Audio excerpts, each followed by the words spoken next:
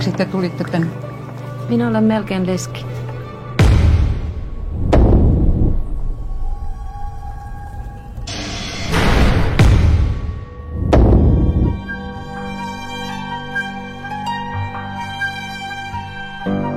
Se oli vainajan toivomus. Tulla haudatuksi juuri tänne. Te rakastitte hänen äitiään. Kyllä. Mutta ette poikaa. Yritin. En minä häntä jättänyt. Mutta jätitte yksin. Ellei kukaan vainoa tai rankaise sinua, niin sinä teet sen itse.